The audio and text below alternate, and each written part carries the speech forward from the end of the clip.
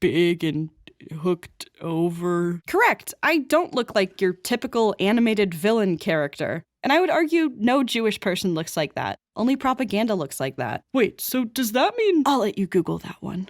Jewish people can be any skin color, speak any language, and live all over the world, just like Christians, Muslims, Hindus, or any religious group. But I understand where your confusion is coming from.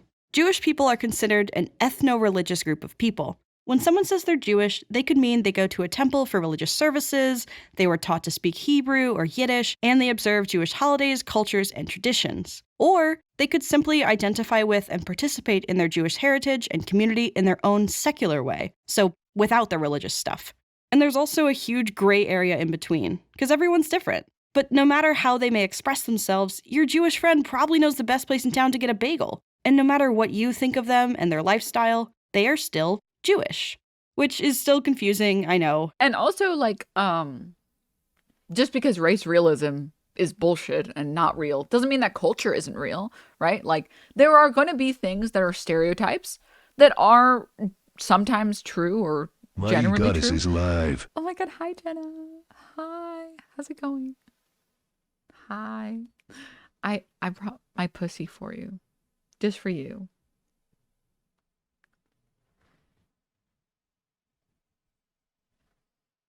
Say hi, Mayor Cat. We have guests. Say hi.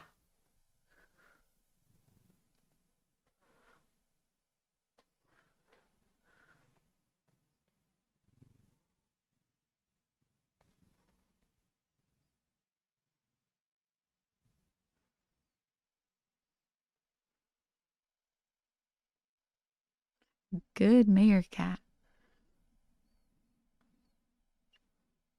Good, Mayor Cat. Sorry, don't look at his butthole. Okay. He wants to go now. All right. The cat is living the good life. Yeah. Okay. Let's get back. What was I going to say? Oh, man. I was going to say something. Oh, I remember. Yeah, like there are going to be cultural similarities. Obviously, if you grow up with a specific culture, there are going to be things that like carry on. Like, for example, I would say that a lot of these stereotypes that, for example, people who are Asian get in the US are more stereotypes of like immigrant parents. Because I feel like the whole like, oh, Asian people are good at math or like Asian people are really smart or whatever. I feel like that's more an immigrant thing because your immigrant parents are going to be the strictest parents about school on the planet. Like everyone, I mean, myself included, and everyone I knew who had immigrant parents cared about getting good grades in school because your parents, surprise, surprise, would be like, I did not go through all this trouble, immigrate to a whole other country, get my visa, get my passport, get all this shit for you to get D's in class. I will accept nothing less than a 90. So it's like, oh, okay, mom. You know? That's very true. Yeah. So like there are going to be things that are cultural that like extend, which is why like the stereotype of like the funny Jewish person, it's a stereotype, obviously. And not every single Jewish person you're going to meet is going to be hilarious, but it's not going to be uncommon that you might run into something like that, right? Because like culture can be like that. But anyways, okay, let's get back to the video. Take it from me. I grew up Jewish. Emphasis on the ish, though. Once upon a time, my parents both wore yellow to find each other on their first date. A blind date. My mom was Christian and my dad was Jewish. Well, dad didn't have like a bar mitzvah. You know, that religious coming-of-age celebration for Jewish kids? There's like with the chair thing? Yeah. Oh, yeah, the chair thing. Yeah, my dad didn't do that. Oh, man. I know, right? That looks so fun. Anyway, if I had to guess why, it would probably be as a result of cultural assimilation. Assimilation is where an immigrant or their family lineage is pressured to disregard their heritage and instead adopt the culture, language, even political ideology of the country they've moved to, usually to blend in and avoid getting targeted. Of course, this only goes so far. For example, if you're an Ethiopian Jew and you have dark skin, you'll be racialized or assumed to just be black when arriving to the United States. Versus if you're a Scandinavian Jew and your skin is pale, you'll be racialized or assumed to just be white. And although my home country of the United States is known as a melting pot of cultures, it's undeniable that how you look will gravely affect how others treat you. By this I mean my grandfather, so my dad's dad, was able to have a typical Jewish upbringing. He learned Hebrew, he lit the menorah, he was bar mitzvahed. He got to do the chair thing? Yeah! But he was also drafted by the US military to serve in World War II. Oh, the one with... Yeah, the one with Germany.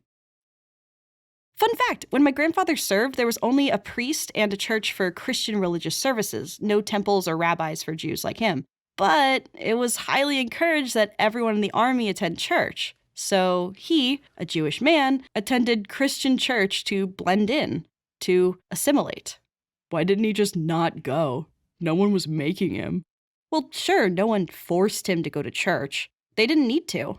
The social pressure for simply being the only Jewish person in a sea of Christian people during a particularly tumultuous time was all it took.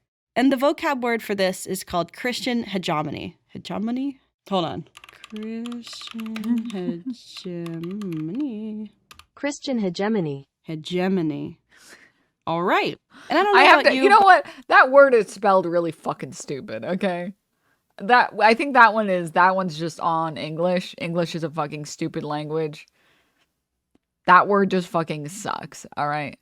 That one's hegemony. Like, fuck off, dude. Bullshit. I remember when I learned it like fucking 4 years ago, I was like, this is a stupid word. This is a dumb word. It's always been a dumb word.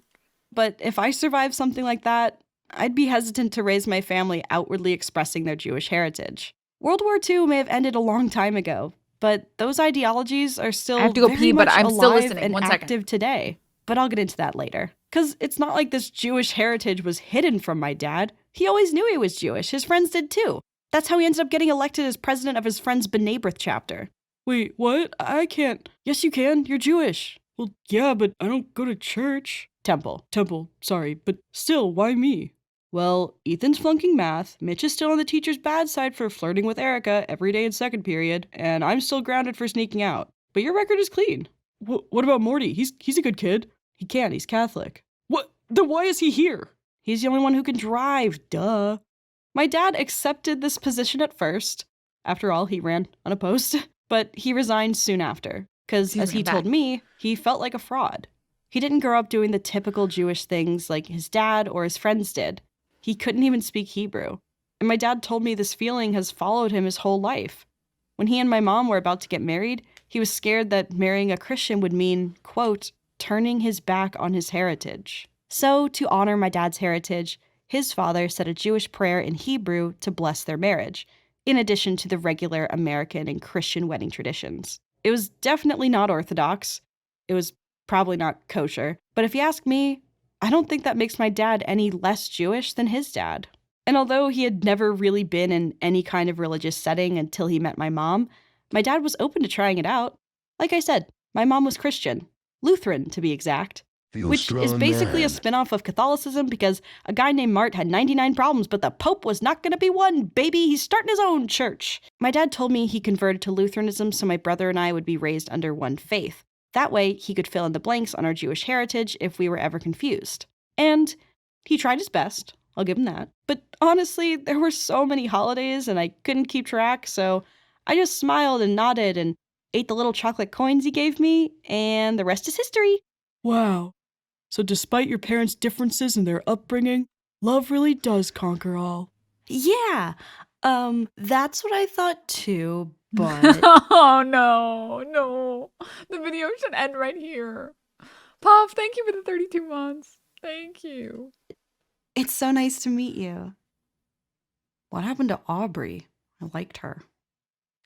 So yeah, Grandma Cell did not like my mom from the moment they met. And it didn't help that my mom accidentally spilled apple juice on her floor that night, and the stain never came out, no matter how hard she scrubbed it. And from then on, Grandma Cell took every opportunity to say horrible things to my mother until the day she died. Grandma, I mean. And may she rest in peace. But also, that's kind of petty. Like, really petty. It just didn't make sense. That is, until I started doing my own research on Judaism and my family's heritage. But sorry, I'm getting ahead of myself. 'Cause how did I go from confirming my faith in the Father, the Son, and the Holy Spirit at the ripe old age of 11 to lighting my first menorah in 2020? Well, it all started when I was doxxed. Doxing is when people find personal and sensitive information about you and publish it with the intent to Dude, intimidate. who the fuck is doxing Illymation, dude? I'll fucking show up at their house at 2 a.m. in the morning with nothing but a hatchet. Harass and harm you and or the people in your life. This happens to a lot of YouTubers, unfortunately. I'm not the only one. And this happened to me while I was outside of the US visiting Japan in late 2018. And to say that this was the worst possible time this could happen would be an understatement. Let it be known, I did call the police, but they had never heard of doxing, they didn't know what I was talking about, and they insinuated I was prank calling them, so nothing was done about it. I couldn't file any charges or submit a report. It also took 48 hours for YouTube to not suspend the account, but give them one strike, and here are my emails. I never heard back from them, and it's been years. The cops being useless? Color me shocked. YouTube staff being useless? Color me shocked. Nobody caring about the safety of creators? No way. What? What's the channel name? This is Illymation. Exclamation point watching. Please go subscribe to her. She's great. She's wonderful. Sans Activation Accountant, thank you so much for the 2 gift subs. Thank you. So, what does this have to do with me being Jewish? Well, a certain subsection of people who don't like me or my videos, not all Illymation dislikers, just a subsection of them that I hope is small, identify as, how do I put this? Nazis? They don't like how World War II ended. And so, if a Jewish person exists today and is happy or successful, these people think it's because being Jewish is actually a front for being a member of a secret society that controls the banks, the news, the entertainment industry, and anything they can slap a stereotype on, really, because... I'm not gonna lie, if Jewish people really did own all that shit, society would be way better. They believe Jews are trying to take over the world and they must be stopped. Therefore, when my YouTube channel took off and all these people found out I had a drop of Jewish blood in me, they felt I was part of a grand conspiracy, and thus I needed to be erased. And they still do. Poggers! Naomi, thank you for the gifts of Toxie, and... Oh, hi, Oxy! And Lucas, thank you so much for the 11 months. The banking system is a British cartel, not a Jewish one. The banking cartel has always been not a Jewish one. Like, I know this is really stupid to say. And it's like, wow, congrats. What's the meme? The guy standing up meme? Guy standing up meme. This. I know I am committing this sin right now by saying racism is stupid, but racism is so stupid. Oh my God, like dedicating your free time to being a hater, and not even for a good reason, okay? Fucking, like, okay, you shouldn't do this. You shouldn't do any doxing. But let's say there was a group dedicated to doxing people who like Evangelion. I can get it. I understand. Okay? I get it. Off someone's race? What the, like, what? They haven't even done anything. They're just existing. I get if you are angry at someone for liking something you don't like. Makes sense. I get if you're angry about someone's political opinions. Makes sense. But someone existing? Like, what the fuck, dude? Imagine spending what little time you have in your day and dedicating it to justify hating other people for no reason. For no reason. What's this painting supposed to be? I don't know what the painting is supposed to be of, but I know that it's a meme used to be like, like there'll be a post of someone physically assaulting someone else, and then you would respond with this and say, I actually think physical assault is wrong. So anyways, that's the one thing I've never understood about racism either. It's actual work. Like, you have to go out of your way to hate on other people. Yeah, because like, if you sadly grew up in the US, you're probably at least a little bit racist. Just because there's so much programming that you have to like manually undo. Like, we all grew up with the same news. We all grew up with the same tabloid articles. We all grew up with the same body standards, all that shit. Probably everyone here has had to do some what's the word I was looking for? Deprogramming, excuse me. Everyone here has probably had to do some deprogramming on like, hey, why do I believe this stereotype? That's bullshit. I'm going to stop believing this.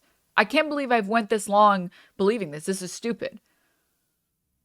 This is really dumb. And I feel like a lot of people have to do that. A lot of people got to separate the working class somehow so that they don't unite against the rich. Yup.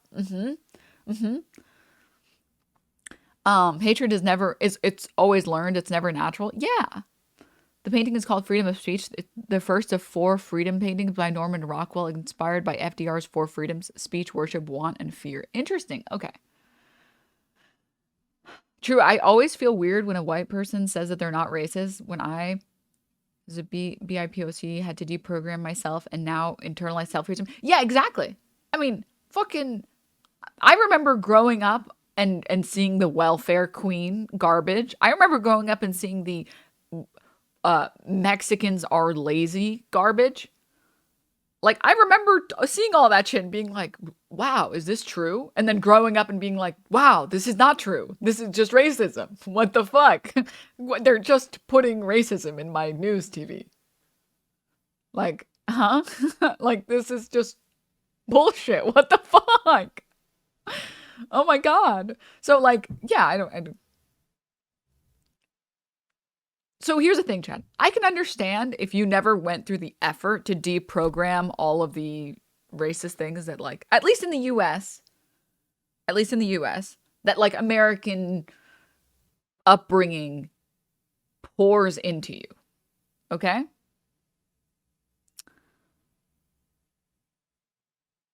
But to use your time to be a hater? What the fuck? What the fuck? Jesus. First time I heard welfare queen, I thought it was a female head of a department that handed out the welfare. Oh no. I remember Mexican was pretty much a slur when I was in middle/high school. Yeah. Thinking back, even saying like Speedy Gonzalez and how they depicted the characters, I'm like, whoa, that was pretty racist. Yeah. Oops, all racism. It's weird to think back on my own childhood and remembering all that shit. I know, right? Being subject to racism with a tan, with an Asian accent when moving back to the US helped me a lot. Yeah. Simultaneously lazy and taking all the jobs because they're hard workers. Yep.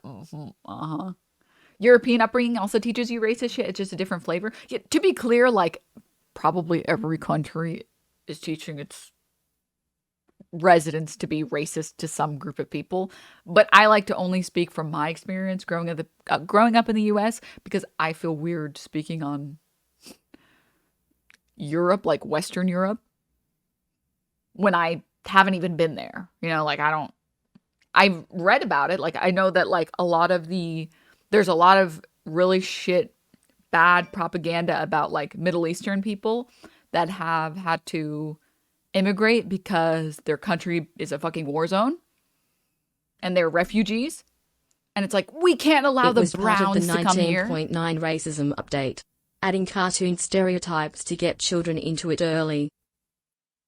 Yep. Yep. So I know like France and I think Germany and I think like 1 or 2 other countries are also dealing with this, like, this bullshit, but yeah. I've always saw extreme hateful racist is lacking self-worth, so they need other groups to degrade by no other reason but being born different. Their sense of superiority isn't even earned. Dude, I've been rewatching Fairly Odd Parents because I'm like, I want to see how the show holds up. Okay, I know Butch Hartman is like kind of like a piece of shit, but I want to see how it holds up. Okay. Did I miss the Trump versus DeSantis shouting match coverage? Not yet. Don't worry, we haven't done it. What was he saying? Oh, and I remember not well. It's not holding up well. The first season still holds up well, but I got to the gray blob episode. But we're the grayest and the blobbiest. Oh, rest in peace, Gilbert Gottfried. Such a good bit. All right. I've had a self-proclaimed liberal tell me that Muslims are very different from Western Europeans because their culture is too proud. What? What? Huh?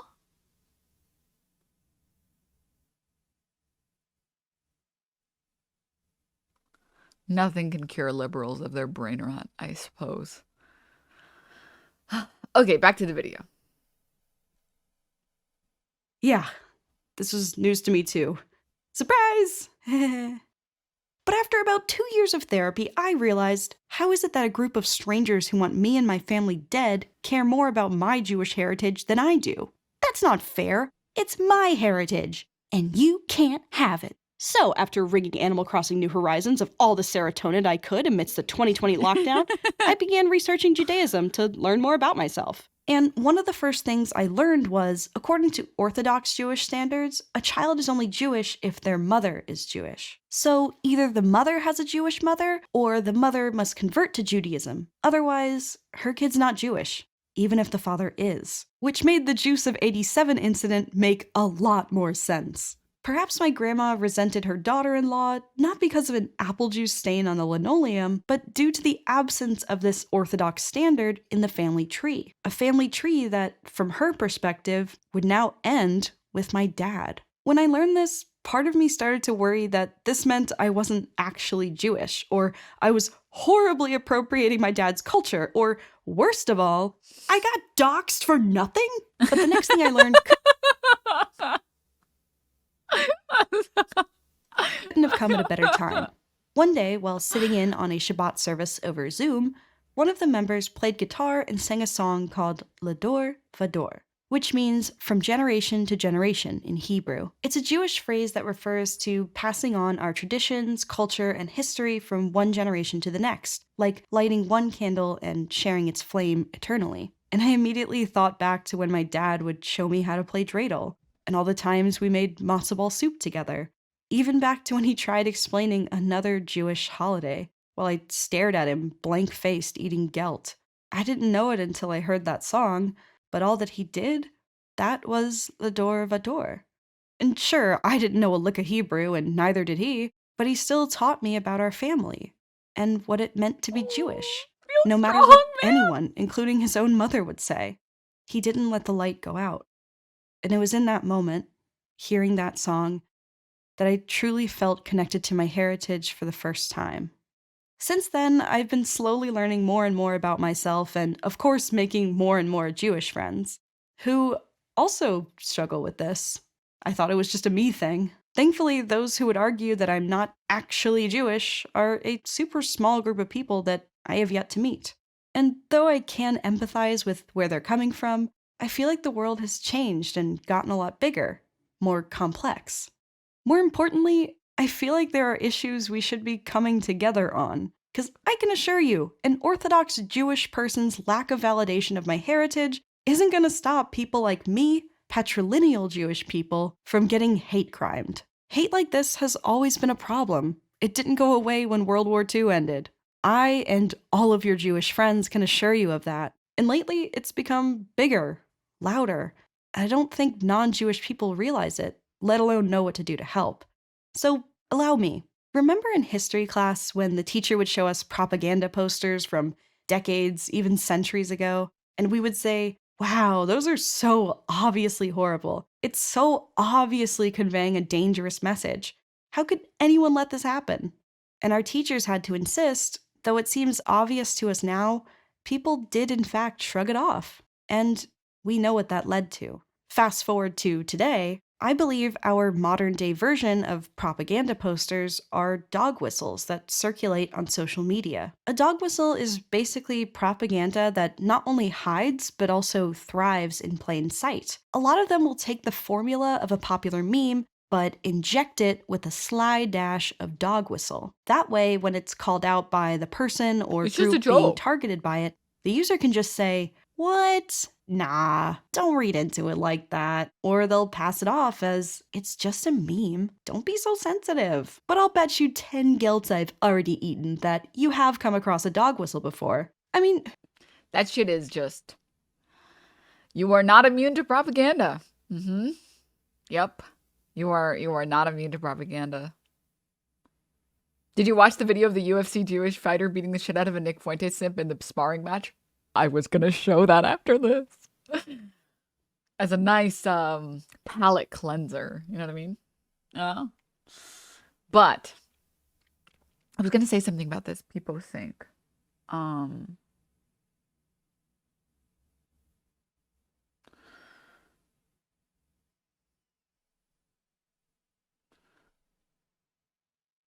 What was I gonna say? No. Think. Oh, also that's why they're very good at like sorry, excuse me. I think the requirement for every dog whistle is plausible deniability, that you can always lean on the "I was just joking." Okay? When I made that very horribly racist joke about this ethnic group, it was a joke. Yeah, you don't know if I was serious or not, but it's a joke. Oh, that guy got banned. Rip Bozo. It's just a meme, friend. Yeah. And then, like, that's why there was such a huge number of people who were on 4chan or on Reddit or in Discords where this shit was spread. And they're like, oh, but everyone's joking, right? You guys are not joking. Oh. Oh.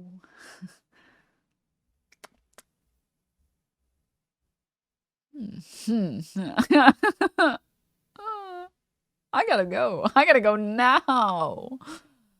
Oh, Jesus Christ.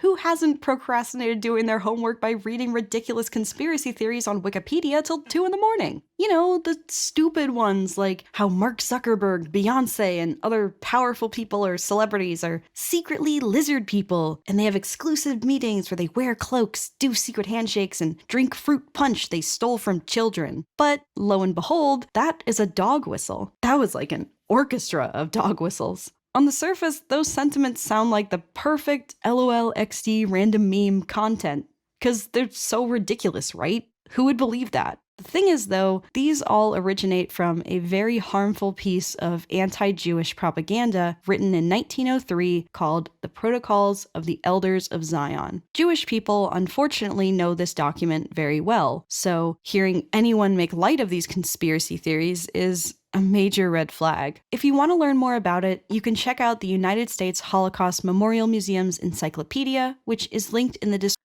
This is also why I've stopped calling people lizard people. Probably 2 years ago, I stopped. Because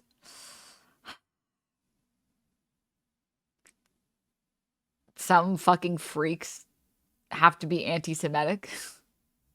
So I like to say, and I think it's true. Mark Zuckerberg was made in a lab for sure. Like, that guy is a robot. Like, there's no way that's a human being. There's nothing related to Jewish people there. He's definitely a bot. He's definitely a sentient android. Most it's just a joke believers eventually start to believe the things that they joke about. Yep.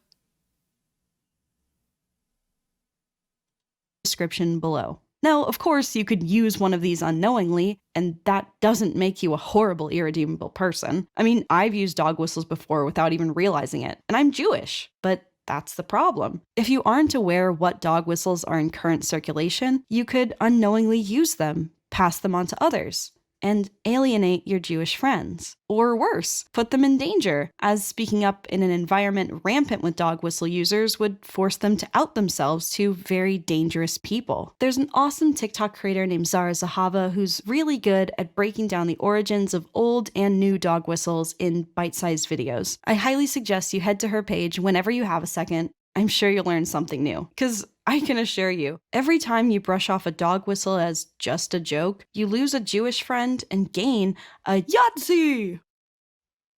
Oh, sorry to interrupt with my game of Yahtzee, a dice game made in 1956 by Milton Bradley.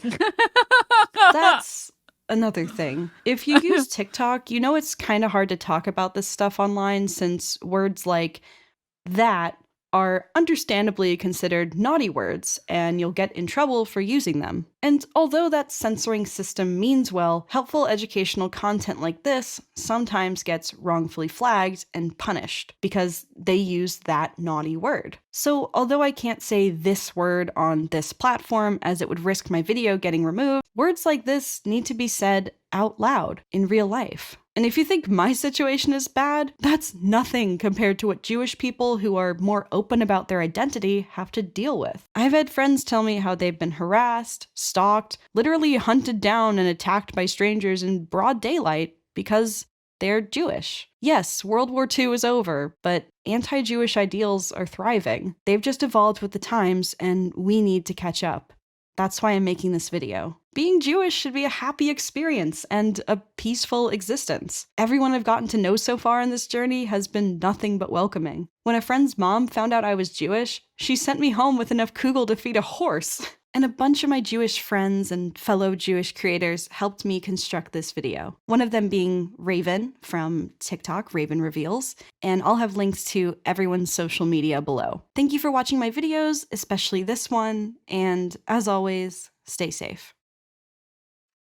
That was so good. Whoa, she has a huge team of like animators. That's so good.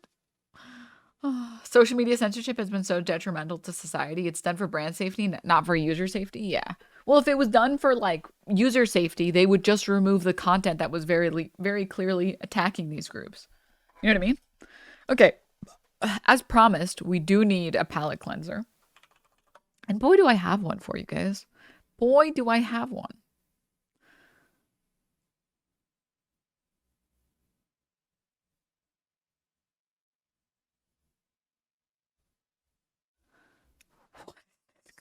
I'm so sorry. I have to show this in a second.